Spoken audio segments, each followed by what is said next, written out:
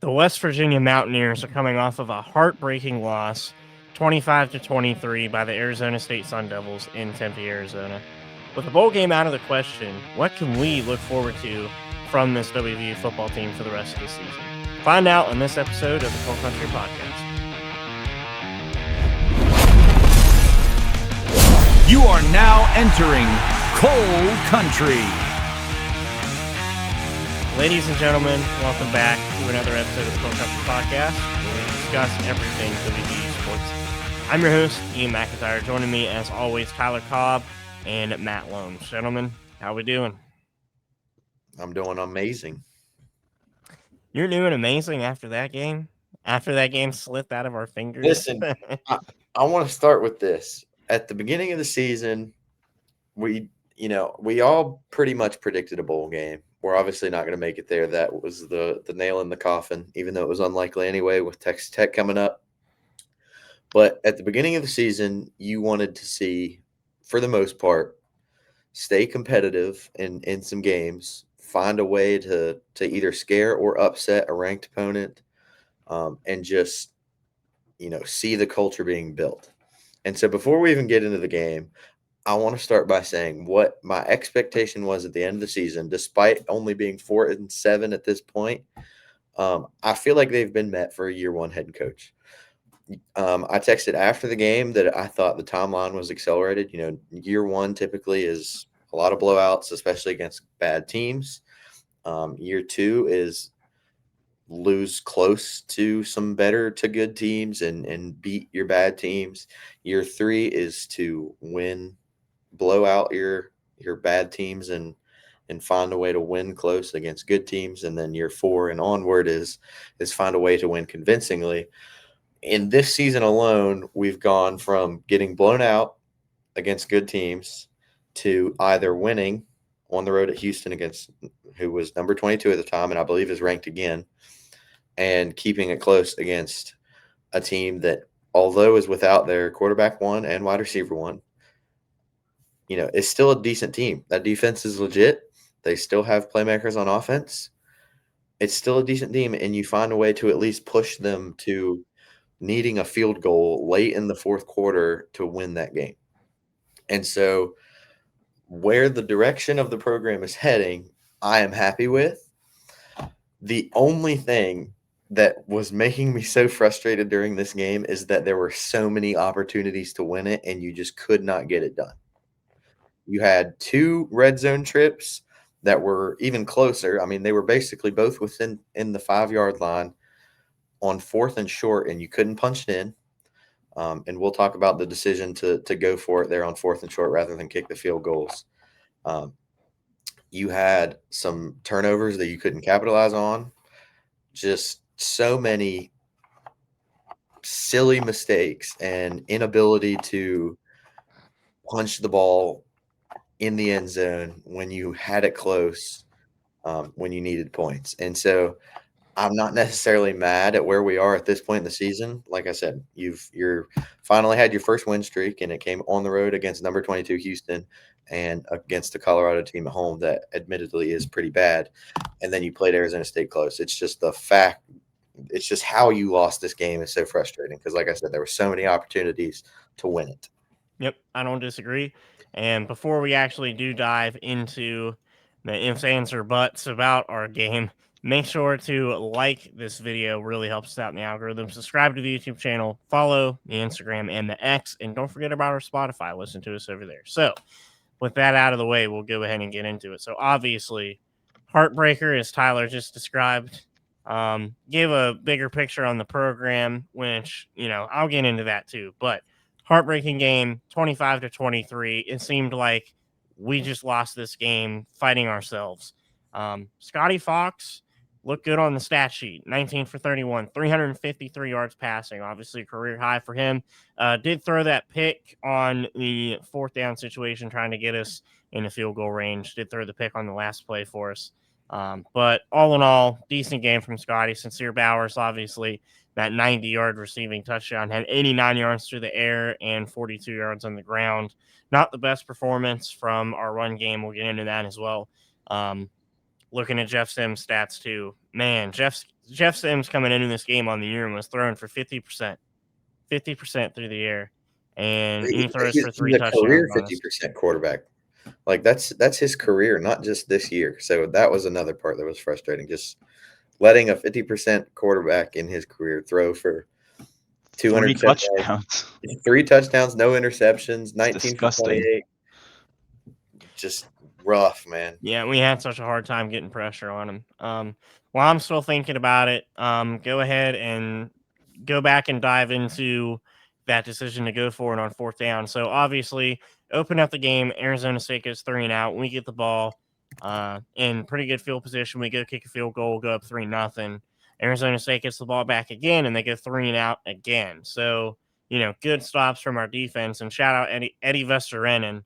Had some good plays on those first 2 defensive possessions, and I saw his feature on HBO Max, which is a cool thing. If you guys haven't watched that, by the way, on HBO Max, they did a really cool feature about the team and the band as well before the game started. So good feature, and Eddie V was part of it, made some good plays on those defensive drives.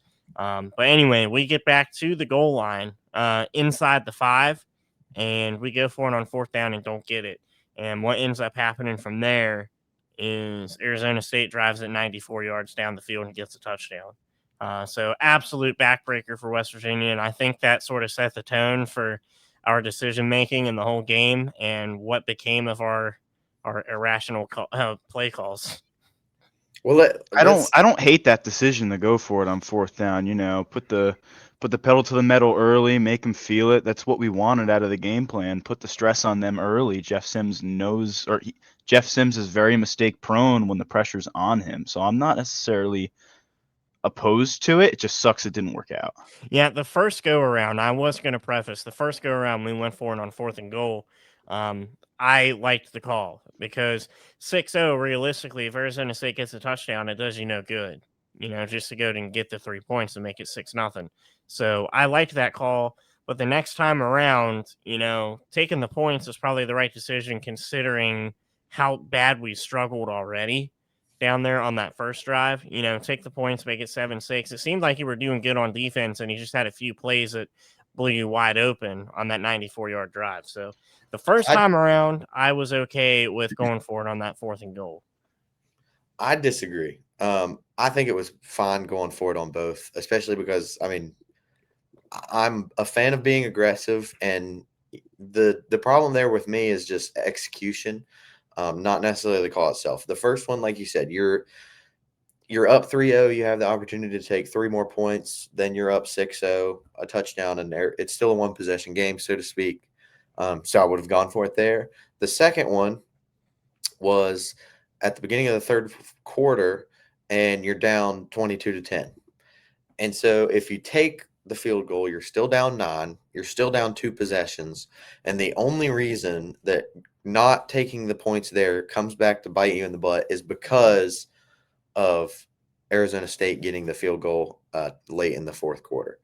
And so at the time, 3 points to make it 22-13 does not look very good. So I don't hate going for it on either.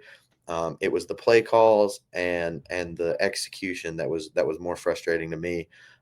Honestly, what bothered me more than the going for it on 4th and short was the 2-point attempt, the 2-point conversion attempt after we had made it 23-22. Just a bad attempt to run the ball in there on the 2-point conversion. So the play call there to me was more frustrating than going for it on 4th and short early in the 3rd and late in the 1st. Yeah, that 2-point conversion was weird to say the least. I think we were talking to each other after that, and it looked like the Jalen Milroe play against Michigan in the playoff. Wasn't that the Rose Bowl? But yeah, whenever Milroe just took the ball on a 2-point try and just ran right into a massive humanity. And I think that's kind of what happened on our 2-point conversion too. But I don't know if Scotty was trying to hand it off to Curtis Jones there. Like it was just such a confusing play. It looked like he just slipped and fell. So I'm honestly not sure what that play call was. And I'm not disagreeing with you too. I think the execution could have been a lot better because You watch teams who get multiple chances to punch it in from the goal line on 4th and goal, and they convert at least one time out of like 2 or even 3. They'll convert one time, and it just seemed like the Mountaineer curse. We couldn't convert any of them. It's So choosing to run the ball when your running game has been like non-existent. I mean, you want to make that choice in the first quarter, it's not really laid out in front of you yet, but in the fourth quarter, choosing to run the ball 3 out of 4 downs, knowing that they stack the box every single time, it's a stretch for me. Like, you already know that the game's in Scotty's hands. Let him make a play. yeah, and not to say that we were undermining Arizona State's defense coming into this game. We knew they were good. Their linebackers are going to be playing in the NFL. So, that's just one aspect of their defensive game. And, it's not like I couldn't see our run game being stagnant 3 days ago. Like, I would have told you we probably would have had trouble running the ball, but to that degree. And not only that, but again, the execution of it and the play calling was a little, I don't know. And that's why it's so heartbreaking. It's not the fact that we lost the game, it's the fashion in which we lost it. Yeah, I mean, it just sucks. The 2-point conversion, I literally just watched it again. It was like, it looked like an option play where it was up to Scotty whether to hand it off or to keep it. He hands it off, and Jones just kind of trips. Like you said, it looked like the Jalen Milroe play where he kind of just falls into his offensive line. And that was the biggest problem this game, is just the inability to run the ball. We had 68 rushing yards, I believe. Yeah, 68 rushing yards to their 123. Given their 123 came mostly from Jeff Sims, who had 80 on his own. And so it wasn't like they were doing a great job running the ball either, but Jeff Sims was just able to air it out in that first half. And it just sucks. That was really frustrating watching as well. Just watching Jeff Sims, who, again, you said a career 50% completion rate, throwing it all over us. Again, 19 for 28, so he only missed 9 throws the entire game and threw 3 touchdowns on us.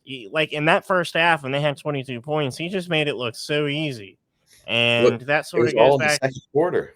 Yeah, and that goes to my point too, where I was talking about TCU game, Colorado game, especially. It just looks like our secondary cannot match up physically with these receivers that we're going against. And Arizona State didn't even have Jordan Tyson. So it would have been pretty scary if they would have had him on the field. It's just so weird. Like, I'm not saying our backs don't have the ability, because I think they do, but they're just smaller. They're just not as big, and they're not as physical as the receivers are going up against. And it's frustrating to watch them just get outmanned. And the fact that Jeff Sims as well, there was one pass, I forget which receiver caught it, but it was to the sideline, and it was a back shoulder throw. It was so perfectly placed, and it wasn't the fact that the pass was so perfectly placed that got me mad. It was the fact that we couldn't get pressure on him.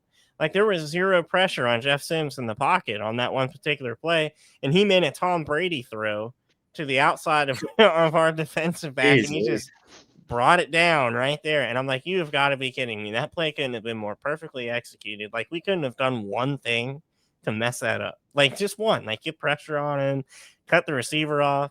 It was textbook, and that ticked me off.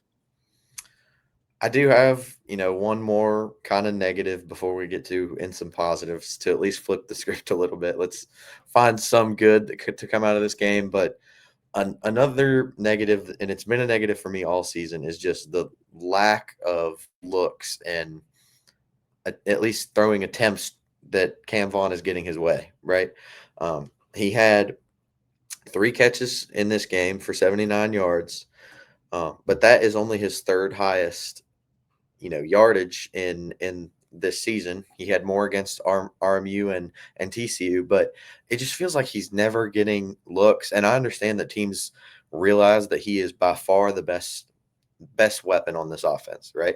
And so you're going to have him doubled. You're going to have the safety favor his side and the route that he's running. So it is going to be difficult to get him the ball, especially when you have a freshman quarterback and an O-line that's struggling. Like, Scotty Fox is a 1-read quarterback right now, at least. And so if Cam Vaughn is not that first read, he's not going to get the ball. But game on the line, it's 3rd and long or it's 4th and long there at the end. in my opinion, you say, screw it, Cam Vaughn's down there somewhere. In that play, you try to get the ball to your best player and let him go make a play. And we just didn't do it. Like, he didn't get a look. If I'm Rich Rod, whatever is that in that situation, clock's counting down, you have 0 timeouts because of some mishaps earlier in the game, including a stupid timeout that had to be used on the 2-point conversion. Out of the 2-minute warning, I believe it was, or something along those lines. Maybe Arizona State had called a timeout. 3rd and long, you give the ball to Cam Vaughn. Find a way to get it to him. That is my mindset in that situation. Like I'm switching sports. It's something we do occasionally, but like in a basketball game, if you're down and it is a must-have situation, you need points on the board, you give the ball to your best player and tell him to ISO and go shoot a shot, right? In that situation, Cam Vaughn's your best player. Throw it up to him. Find a way to get the ball in Cam Vaughn's hands. So that's going to be my last negative of the day. We can continue to bash on an offensive line that we've bashed all season. It's kind of like impossible to read the running back room right now because of the offensive line struggling. Hopefully good news coming tomorrow for the offensive line. Little spoiler of a future segment. But just Cam Vaughn needs more touches. And if we cannot retain him this offseason, it's going to be incredibly frustrating. Yeah, it was nice to actually see Sincere Bowers get some open space on that big run, just talking about the offensive line and their struggles, because he has not been able to really get it done by himself running the football. And even though it was a pass, I mean, you can see that these guys have it. Like, it's in there that we just need to get it done for the them. thing on that one is I didn't even think we blocked well. I thought Sincere Bowers just made a heck of a play. I mean, he was breaking tackles left and right. I tweeted out immediately after that reminded me so much of freshman Jaheim. Like, just got the ball and made something happen. And that's what I thought should have happened at the end of the game with Cam Vaughn. Find a way to get the ball in Cam Vaughn's hands and have him make something happen, similar to how Sincere Bowers did there. On, 3rd and 27, I think it was? Mm-hmm. If you put the ball in your playmakers' hands, they will make things happen, but you got to get it to them. Yep, that's the thing. And I've always kind of wondered, too, it seems like when we run jet sweeps, we run them with Rodney Gallagher. Why not give Cam Vaughn some of those jet sweep looks? He's quicker than Rodney Gallagher, and I think he'd be able to make a little more plays too, especially after contact. He's that type of guy that'll just shed defenders and run the ball. So I think at least giving Cam Vaughn a jet sweep, if not designing plays around him, and it seems like we just never get him the ball. And I think, like you guys said, like, I didn't see Cam Vaughn get the ball in the 4th quarter at all. Like, there's not one time I can remember in crunch time Cam Vaughn being a guy to decide a play. So, weird things from me, weird vibes. But go on to the positives. I mean, it's got to start with Scotty, right? We did talk about beforehand that out of his 350 yards, 165 of them came on 2 plays, and 140 of those yards came after contact. So it was pretty much all the skill position guys making the plays, not as much Scotty.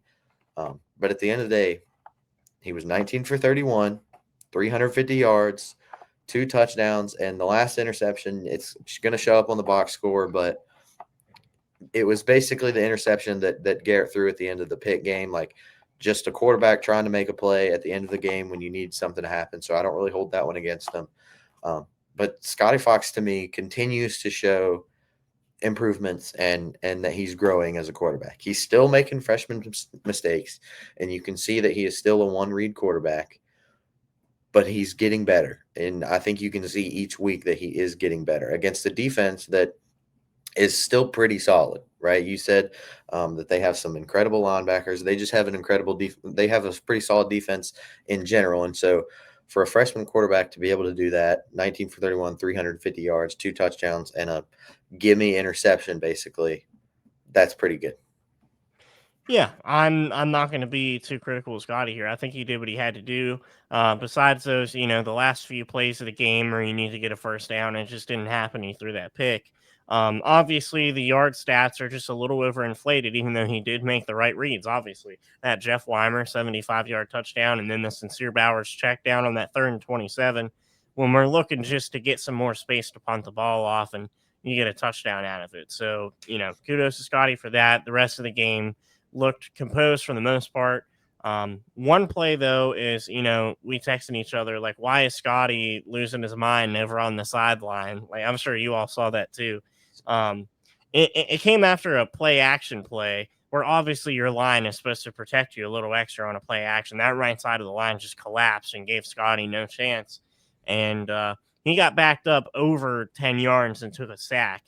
And, Wrench-Rod was yelling at him. He's like, I know the receiver's not open and your line ain't doing you any favors, but you got to throw the ball, dude. Just throw it out of bounds. Throw it somewhere. And, Scotty started freaking out about that. He's like, dude, I didn't have anybody open. I don't know what I'm supposed to do. So, just a little freshman mistake, but he'll get better at that. That possession didn't decide the game. So there's that. But overall, I'm very happy with Scotty's performance. So that happened a couple times. You could see Scotty getting a little frustrated. There was that one. There was one mistake by Scotty that could have changed the momentum of the game on that very first 4th down attempt when it was a little like play action boot kind of thing.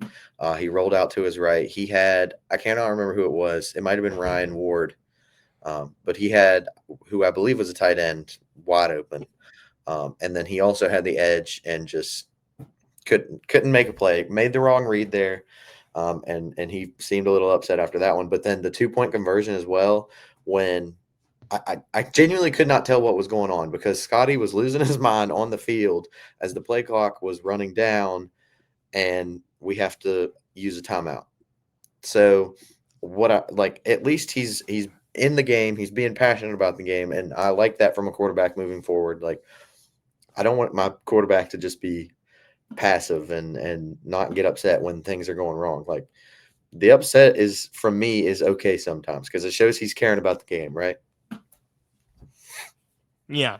I think that the overall theme of this game, I think you guys will agree with me, is execution. We all know the John Gruden meme where he's yelling at his team, I want better execution. That's kind of how the fan base feels right now. It's not the loss, it's the way that we lost. So, again, there are some positives to take out of this game. Scotty is becoming more poised. Our receivers are helping him out, but you got to find a way to get the ball to Cam Vaughn. Defense is defense. That's kind of where I'll put it because it seems like one play we're making a terrific play on the ball. We're stopping the run game. We're stopping guys at the line of scrimmage, and other times we're getting the ball thrown over our heads for 40 yards. So, defense is inconsistent, but we have the talent. So, the one thing I'll ask for is, can we just compete against Texas Tech? Can we not have a senior night blowout by 40 points? I'm not even asking for that because I think this Texas Tech team is legit. I would not be surprised if they find a way to win a game in the playoffs. And so what I wanted to see this year was compete against a good team or two and win a couple games and most importantly, beat Pitt. You beat Pitt, you beat a ranked opponent, you hung in there with Arizona State to an extent.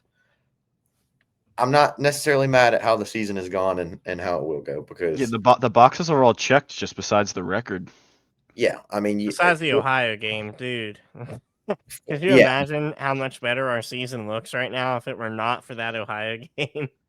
You were playing for bowl eligibility against Arizona State if you win that Ohio game. So, what's the difference in record if Jaheim never goes down?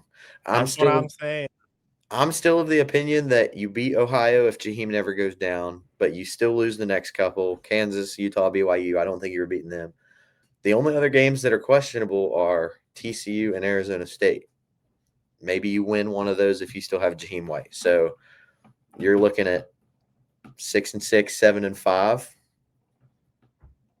7-5. That's how much of a game changer Jaheim is. Jaheim, we need you back. I'm praying to the gods. All I'm saying is I want Jaheim White back. I really do.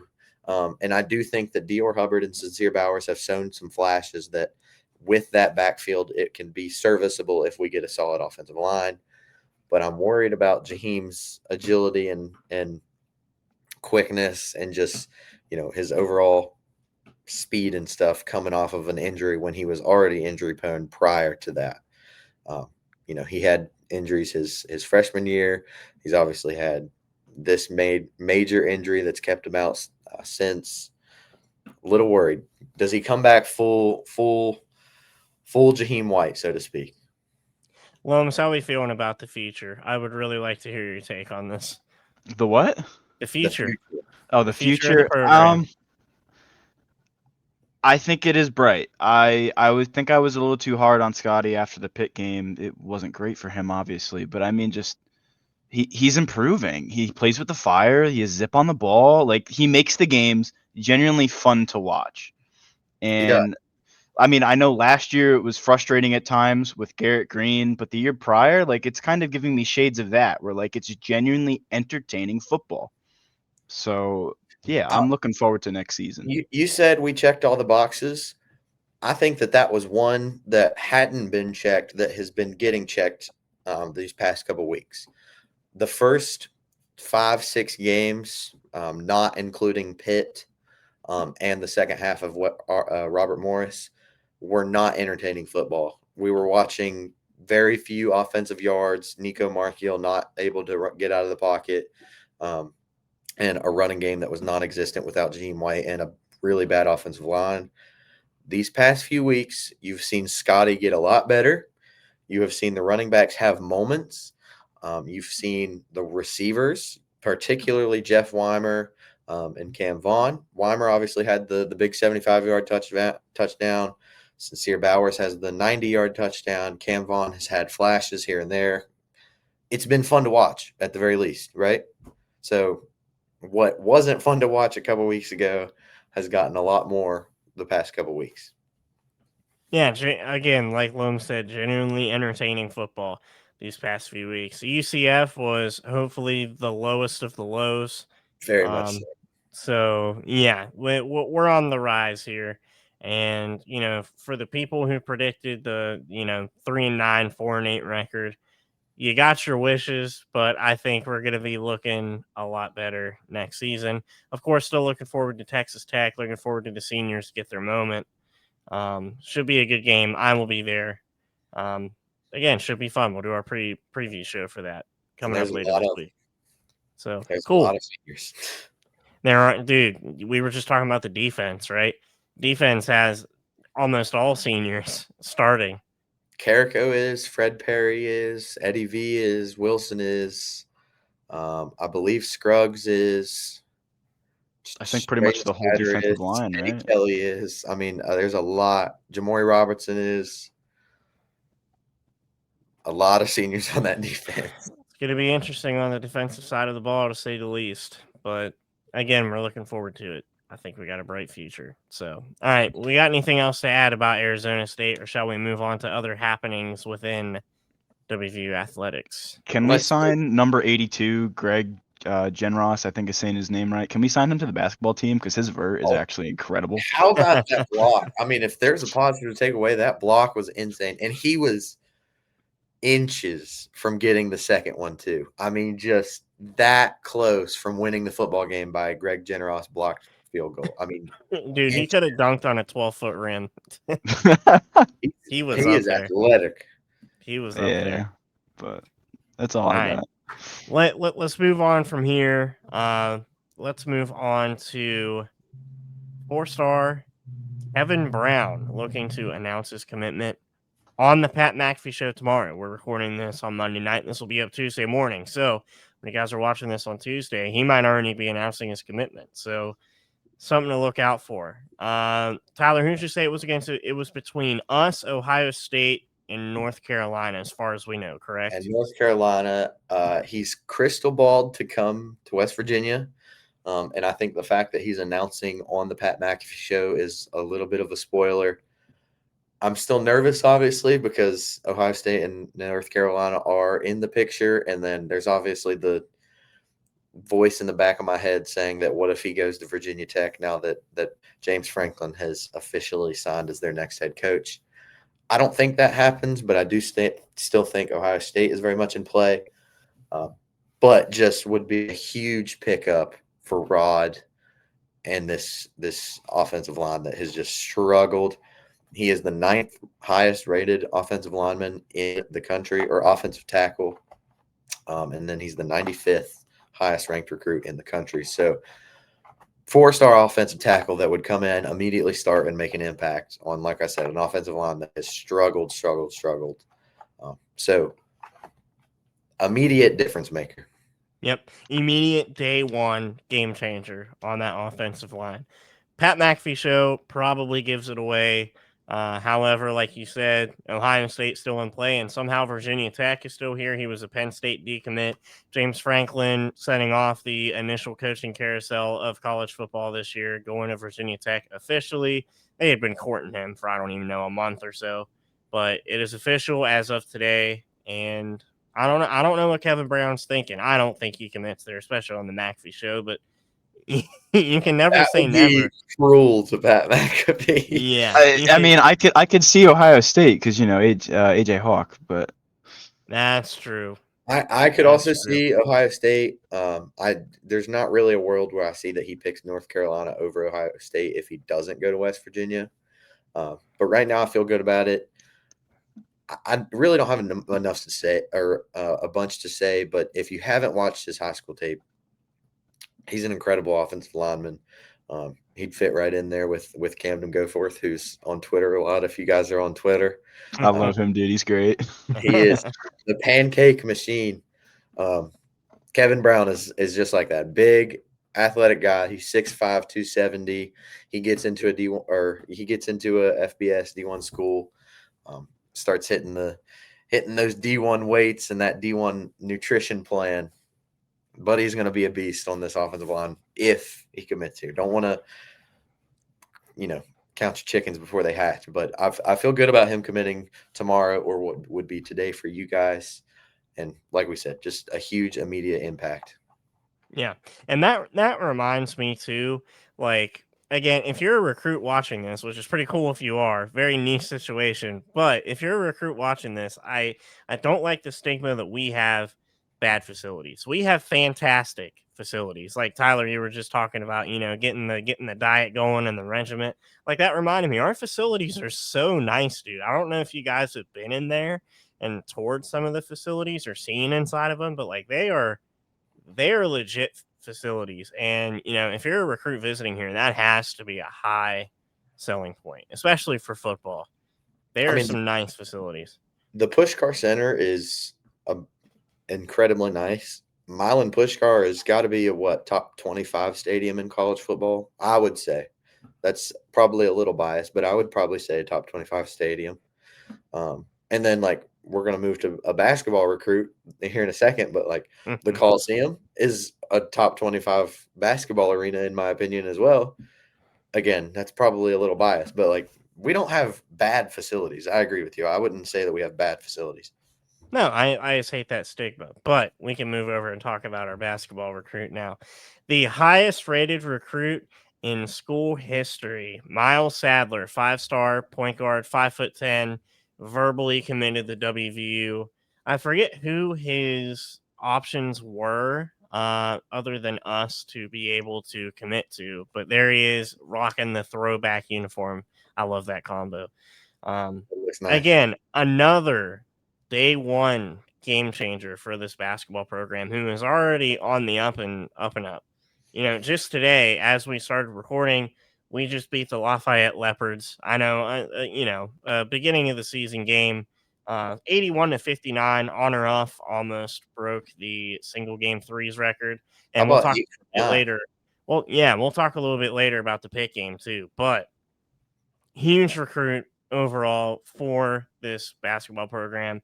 And, I'm not going to lie, I was one of the people who was questioning Hodges' ability to be able to recruit, especially at a high level at WVU, when he hasn't had that much time to be able to, settle down into the recruiting cycle in the area. He goes out and lands this guy. This is huge. I believe there's a connection between Yusuf Ali and Miles Sadler. I think Yusuf Ali coached him at some level at some point. So there is a connection there, yes. Yeah. So, but either way, I mean, you were competing with Oklahoma, Tennessee, UCLA. I believe USC was on there as well as a few others on his final 8 or whatever it was. But to be able to pull off that, get a 5-star recruit here, the highest rated basketball recruit in West Virginia history in year 1 of a head coach is ridiculous. And like you said, again, like Kevin Brown on the offensive line, he comes in and is an immediate starter, an immediate impact player, with Jasper Floyd and Honor Huff both being seniors and the starting guards here this year. Just I'm kind of blown away by the fact that Ross Hodge was able to pull that off. And like you said, Yusuf Ali played a huge role in getting him here, but Hodge needs some credit as well. Like, Yeah, just unbelievable I don't know job. if people realize how ridiculous it is for a year 1 head coach to get the highest rated recruit in West Virginia basketball history when we had Bob Huggins here for as long as he was and had the success that he had. So just an incredible recruit by Ross Hodge. He is the 4th highest rated point guard in the nation, according to 24/7, which is what I'm using for him and Kevin Brown, and the 40th highest recruit in the nation. So, again, can't say enough about how incredible Ross Hodge has done in the limited time that he's been here. It's awesome. And I think not only is he going to be a day 1 impact player, but I think he is going to have a heck of a career here if he chooses to stay. And Please. again, you were talking about the Coliseum. Coliseum is a fantastic place to play some college basketball. What are they calling it now? Is it the gas chamber because of the Oh gas no. sponsorship? Hope Coliseum come to lose at the gas chamber against the 5-0 Mountaineers. Gosh. I don't know how much I like that nickname. I love it. I love it.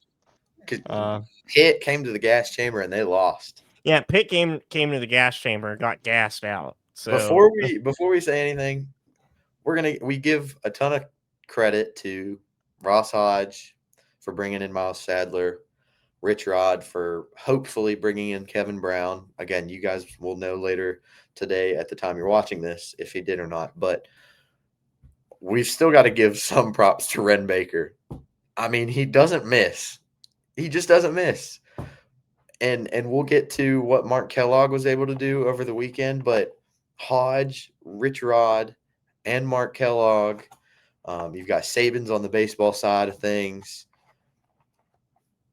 Is there a bad head coach in West Virginia right now? I don't think so. I'm okay if we give him the lifetime contract. Just absolutely knocking it out of the ballpark. So as much credit as Rod and Hodge and Kellogg, all of those guys deserve, Baker's got to earn some of it because he's the one bringing them in. Yep, 100%. Love him as AD. Yeah, Ren Baker's that dude. He's that guy. That dude. Yeah, we'll talk about the backyard brawl a little bit. Obviously, you see the headline down below. We dominated them 71-49 in the gas chamber. I don't have the box score. I don't have the box score pulled up for the Pitt game, but just talking about some key players on this basketball roster. Harlan Obioha is killed it. Yeah, dude, he's awesome. Did you see his post-game interview? I did not watch his post-game interview. I cannot remember who it was that prompted it. I believe it was Jasper Floyd. I could be mistaken. But he said that Obioha went into this game like feeling like he was going to make a big impact and have a big game. I did see this. Yep. Wanted to have a big game. And the media guys asked him about it, like, what set that off today? And Harlan Obioha, I'm paraphrasing, but was just like, I saw Pitt on their chest and I just see red. And so that's Mountaineer right there. I mean, if that is Mountaineer, if I've ever heard it. Harlan Obioha and Nico Marchiol and Ty Edwards this year, 2025, have swept the Panthers, and I love it. Dude, yeah. Also, we're looking at Trace and Eagle staff, sort of getting into the flow of things in this system. Tonight against Lafayette only had 4 points, but you can't say he's not an impact player. He sees the court incredibly well. Like, he's struggling to shoot, but he's playing okay defense, and he is seeing the court incredibly well. I think there's going to be some people say that he's been a bust so far, but I still think he has he'll find his rhythm as we continue to move forward. Yeah, Eagle staff again, looking at other guys.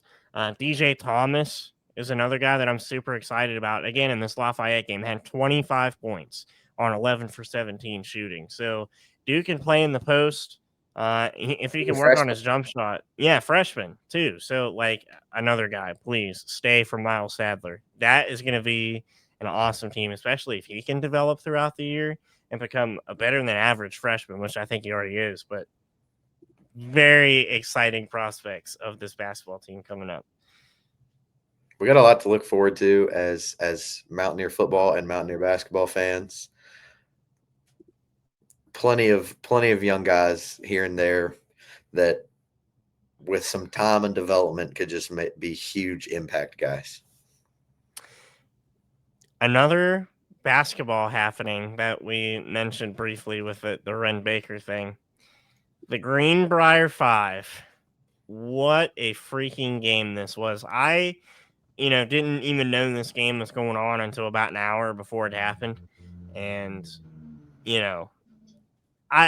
I'm sort of speechless on the way this thing transpired because number 15 Duke just looked so much bigger than the team that we had on the floor, right? So much bigger, so much lengthier. They just looked like they could stretch out and grab extra rebounds over us. They just looked physically bigger. And we're down 23-20 in halftime, and the scuffle occurs between Jordan Harrison and the other Duke player. West Virginia bench empties, and as a result, we have Jordan Harrison and 5 other bench players ejected from the game, leaving West Virginia with only 5 available players for the entire second half with no substitutions.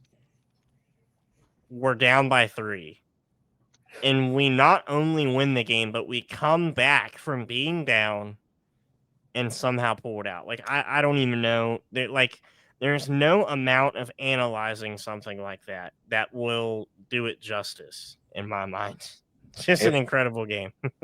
If any of you are any of you watching are athletes or former athletes, you know that feeling of, this is just one of those moments where everything went wrong, but because of it, everything starts to go right. Just it's all odds stacked against you, and you just know that you are going to make it happen, and the odds don't matter. This was one of those games. I did not get to watch this game, and I'm so upset that I did not get to watch it. My sister was on a tour at West Virginia. She's coming to the old WV. And so I was with my sister for the weekend. We went and had dinner Friday night as this was going on. So I did not get to watch this game. I watched the highlights afterward. I watched a lot of tape afterward, the post-game interviews. It was everywhere, all over Twitter, ESPN, any social media app you have. Insane resilience from Mark Kellogg and these ladies on the court to find a way against a Duke team that was in the top 15, like you said, just looked more athletic, more lengthy, should have won the game. And you come out of the half after 6 of your players get ejected and you outscore them 24-9 in the third quarter. I mean, it's like when you are just on fire from deep and you can't miss, and you just know that you can't miss. It was Not just only that, but Celia Riviere, who had to play the entire second half, had 4 fouls for like all of the fourth quarter. It was crazy how she managed to stay in the game. And what would have made it even worse is that if she fouls out, we only have 4 players to play with, which is kind of a confusing rule to me. Like, why wouldn't you do like the foul trade-off type thing? But regardless, we'd only have 4 players to play with, and she somehow manages to stay on the court. And not only that, but be super productive. 12 points when she's only averaging 2 on the year. She gets 12 points, 8 rebounds. Incredible. Didn't play in the first half. She comes in cold and is the leader of that second half unit. I mean, it's definitely an all-time fumble by Duke's coach not to press a team with only 5 players left, put them in foul trouble. But yep. like, Yeah, it's just an all-time fumble by them. I really don't understand how you could do that. It also did look like, too, a lot of the Duke players, like, they were taking the initiative against us and driving to the rim and trying to draw a foul, but they were sort of, like, falling away from contact and shooting themselves in the foot where their layups didn't even get close to going in. So, Duke lost this game. It was sort of like how we go to West Virginia lost the Arizona State game ultimately. I think Duke lost this game, but that is not to take away from the resilience that those 5 girls showed in this game. Not at all. And again, like, these players had to change positions from the normal position. Sydney Shaw, who's normally a forward, had to play point guard. Like, it was crazy. And she still ends up at 16 points. An incredible showing. I mean, one of those games that will go down in West Virginia history, the Greenbrier 5. Like I said, if you're an athlete, you just know that that's one of those times where you're coming out on top because the odds are stacked against you, and it just doesn't matter.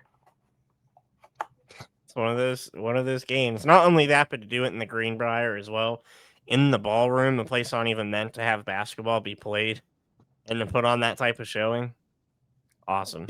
So Incredible. that's all we got to say about that.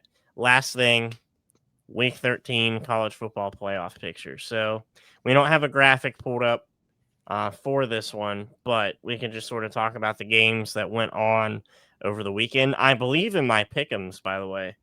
I went 9-1, and the only loss was Alabama. Let's see if I can So confirm or deny. Oh, you didn't put yours in there, so I'll have to go back and watch. It gets tricky. You finally get some interesting results. Ohio State, Indiana, and A&M all remain undefeated despite a scare from A&M. Incredible comeback by Mike Elko and company. 30-3 at halftime, right? They were down 30-3 and came back and won 31-30. Won 31-30. Crazy. Heisman moment for Marcel Reed. I don't know, but just an incredible show of resilience, like the Lady Mountaineers over in the Greenbrier. Texas A&M also showed that this weekend. They remain the lone 3 undefeated teams in the country. Alabama loses to Oklahoma by 2. This is probably my favorite playoff story there is in the coming weeks. Alabama's playoff hopes will be determined in a night game in Jordan O'Hare as they face their rivals. Magical things happen when you play at Auburn and the opponent happens to be Alabama. Does it get to them and they fall to 9-3 because of what will likely be a 5-6 Auburn team or 4-7 Auburn team? I don't know who they play this week. Probably an FCS opponent. But that is my favorite story to watch because we know what happens when Alabama goes to Auburn. In 2023, they were down late, and somehow Alabama found a way on 4th and forever, the Jalen Milroe corner of the end zone throw. What I will say from all this is Ty Simpson's Heisman run has come to an end. I don't think there's any way that you can justify him being in the Heisman conversation with that type of performance against Oklahoma. So, yeah, Alabama is going to have to show up in this Iron Bowl. And like you said, when you play at Auburn in the Iron Bowl, crazy things can happen. And that's going to be riding on Alabama's playoff hopes. Crazy scenario going on. We also saw some group of 5 teams get some love from the AP, actually. So we have JMU in there, North Texas. Tulane is back in the poll after everything that's happened to them. Houston snuck their way back in at 25, which I think is kind of funny. So interesting things going on in the G5 race. I think at this point, South Florida loses to Navy. At this point, I think you got to give James Madison the nod for now. But again, it depends on the American. The American is so weird because we figure James Madison wins Sun Belt, right? So they've been blowing out everybody. So you got to look at the American and figure out what happens there. I mentioned to you guys earlier, East Carolina still somehow has a chance to win the American. They're rolling. They're rolling. If East Carolina wins the American, it'll definitely be James Madison. To me, the G5 spot comes down to North Texas and James Madison. If they both end the season 12-1, which is what is looking to be the case right now, who do you put in? James Madison only losses to Louisville by 14, while North Texas is to South Florida by 30-some. But I think North Texas is the better team. Interestingly enough, they do have a common opponent because they will both have played Washington State. North Texas already has. James Madison plays them this weekend.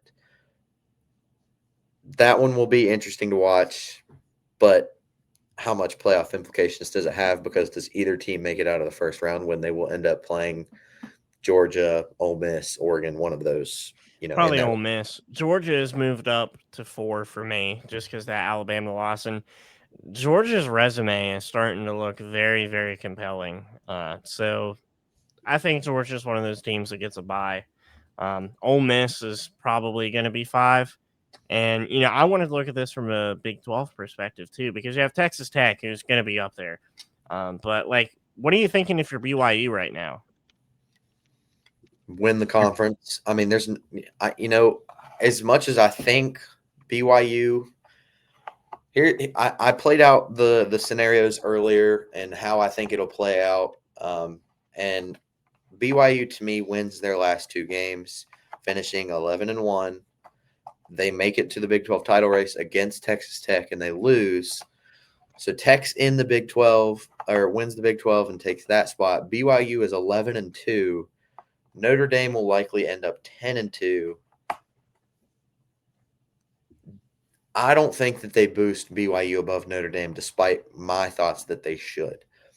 And so if you're BYU, you have to win the Big 12. And to me, that's the only way that the Big 12 gets to win is if BYU wins the Big 12. At that point, I think they do let Texas Tech in over Notre Dame. As weird as that sounds.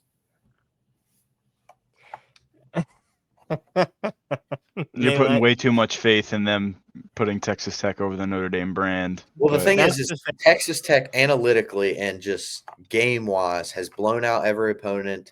Analytically, they're a top 5 to 10 team, whereas BYU has a really weak schedule. They've, played down to some of their opponents. They're not great analytically. And so if it comes down to the committee picking between 11-2 BYU and 10-2 Notre Dame, I think they choose Notre Dame. But if it comes down to 11-2 Texas Tech versus 10-2 Notre Dame, I just feel like they'll choose Texas Tech in that scenario, which is weird. Again, it is weird because, like Loams was saying, Notre Dame has the Texas effect. The Longhorn logo does a lot for their resume, and I think Notre Dame's the same way. They probably have the best 2 losses in the country. Well, Miami was a good loss at the time, but then again, Miami's still favored in the ACC. So I don't know what the heck's going on. By the way, Georgia Tech almost had a scare against Boston College, could have shaken up the ACC even more. That would have been funny. But anyway, Miami's still there.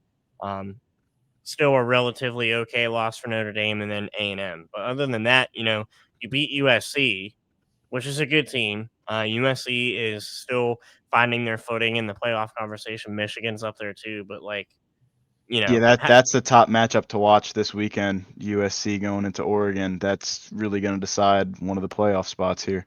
College game day heading there again, so should be interesting. Oregon and USC. So along with Alabama, Auburn, that to me, like I said, is the most interesting situation to watch moving forward. But how does the ACC play out? There's really still 6 teams looking for a spot in what is likely going to end up being a 1-bid league. Right now, you've got Georgia Tech and Virginia, both at 6-1 in conference and 9-2 overall. Pitt and SMU both have 1 loss in conference. Pitt faces a tough schedule remaining. They play Georgia Tech and Miami.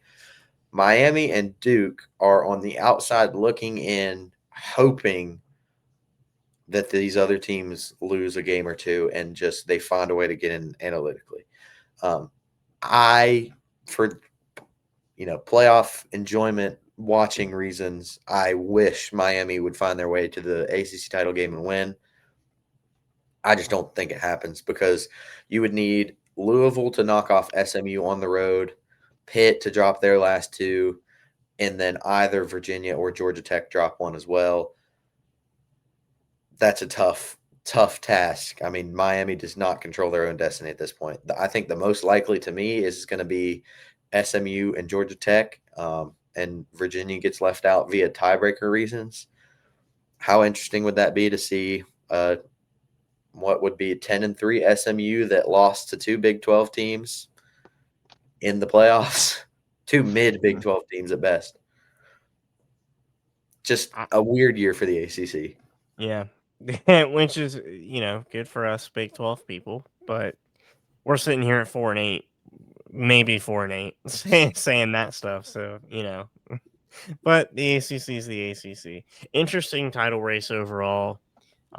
Still, actually, probably don't have a defined national champion yet, besides Ohio State and Indiana, because they're just walking all over people. So Yeah, Texas A&M really showed that they're not invincible. I mean, what a comeback still, but I mean, like, they have a chance to throw it away. They can play like they want to lose. This yeah, is they the got that last cop question. kicked out. This is the last question I have because most of the paths are pretty clearly defined. Texas A&M, Ohio State, Indiana are basically all in. Georgia will likely win their final two, putting them in. Ole Miss already has 10 wins. They're probably in. What happens if Texas beats A&M in the last week of the season during rivalry week? They sit at 9-3. Oklahoma sits at 10-2, but Texas has the head-to-head over Oklahoma. I think Oklahoma would still get in for that Alabama win. Yeah, their wins, I believe, are more impressive, and Texas's losses are just that bad. That's the thing with the head-to-head, when there's a game difference in record. Like you said, how much weight does that Longhorn logo carry? The Sooner logo is also very heavy, so I wouldn't fret that much. It is very heavy, but I think the Longhorn logo is heavier. You pair that with a head-to-head win over Oklahoma and a top 3 win all year, beating A&M, who's one of 3 undefeated teams. There is a path. There is a path. There is a path. A lot would need to happen, but there is a path. I don't want to think about that, though. I don't want Texas in the playoff. What we do this for. I don't want to think about Texas in the playoff. You guys are worried about the SEC. Like, I'm really just so concerned about this USC-Oregon matchup. I'm so juiced for this. I genuinely can't wait. The SEC will sort itself out. This is going to be like top-tier football this weekend. I'm going to be honest. Dude, Northwestern Michigan was top-tier football. What do you mean? Oregon wins by 2 touchdowns. No way. I'm more confident in Washington finding a way to upset the Huskies in the last week than I am USC to win on the road at Autzen. Disrespectful to Lincoln Riley. I'm just saying it calling it how I see it. I don't think Oregon loses this weekend. Will it be a close game? Maybe. But I think Oregon continues and ends the playoff hopes of Lincoln Riley and USC. We'll see. Again, We're recording on a Monday, and the playoff rankings from the committee will not come out until tomorrow when you guys will be watching this. It'll come out in the evening. So we could be wrong, but who knows? Like, it depends on how the committee ranks people. So whenever you guys see it, I'm sure our opinions will mostly weigh into that, though. So can we give Jacob Rodriguez the Heisman? Did you see that? Jacob Rodriguez. Oh, you guys are not the Texas Tech linebacker, yeah. But I can't wait for us to like take it away from him. Just some stupid reason, like just to further hurt the Big 12's actually, you know what? Standing. I will give Scotty Fox a pass if he intentionally throws 3 interceptions towards Jacob. No, just so he can win the Heisman. I'll take that Texas Tech oil money under the table. I'll do it. Come on now. Hear me out, guys. Scotty, wait a little extra time in the pocket to throw that ball just so Jacob Rodriguez can get a couple extra sacks. He won't have to wait, dude. The offensive line's going to let him right in. That's true. Yeah, probably. Well, Texas Tech put him in at quarterback and let him do a quarterback draw in the 4th quarter so he could have an offensive touchdown as well.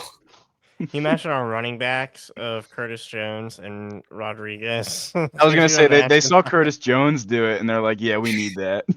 Why We not? need that. Jacob Rodriguez, you're in. He's got 97 tackles, 1 sack, 7 forced fumbles, and 4 interceptions. That's pretty good. Yeah, Yeah. Pretty good. That's That's pretty good. insane. Mike. Phenomenal football.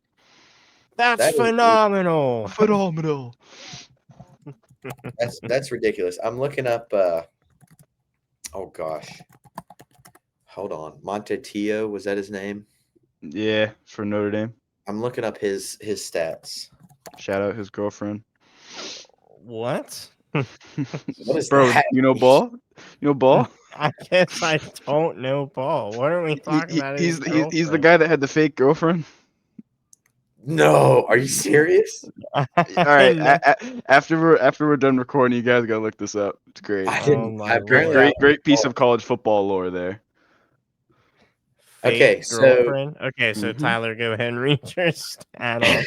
I'm kind of baffled. I don't remember if it was 2012 or 2011 when he finished second in Heisman voting. I believe it was 2012, but he finished that year with 111 total tackles, 49 solos, 1.5 sacks, 0 forced fumbles, and 7 interceptions.